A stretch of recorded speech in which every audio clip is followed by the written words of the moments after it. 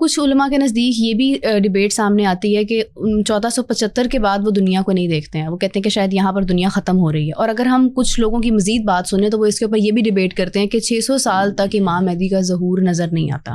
اب دونوں باتوں میں مکمل اختلاف ہے، جبکہ ہمارے سامنے احادیث بھی موجود ہیں، ہمارے سامنے کتاب الفتن بھی موجود ہے، قرآن پاک میں تذکرے موجود ہیں. تو کیا یہ وہ ایرا ہے کہ جہاں پر دنیا ختم ہو رہی ہے، یا واقعی میں بھی بہت وقت باقی ہے ان تمام چیزوں کو ہونے میں؟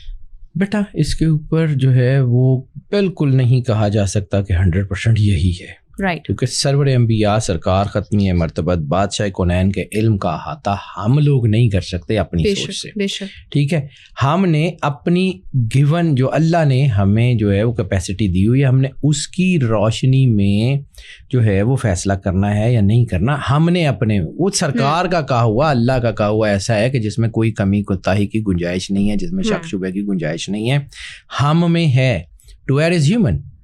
اب جب میں کسی چیز کو پڑھتا ہوں تو ہو سکتا ہے کہ میں کسی اسپیکٹ کو مس کر رہا ہوں، کسی اسپیکٹ کو زیادہ پڑھ رہا ہوں، کوئی میں اپنی سوچ کے مطابق کسی چیز کو جو ہے وہ ٹویسٹ کرنے کی کوشش کروں. It all depends.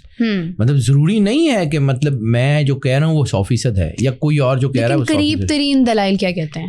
بیٹا جتنا کہ مجھے اللہ نے عقل سمجھ دی ہے، مجھے لگتا ہے کہ دس از اینڈ آف ٹائم.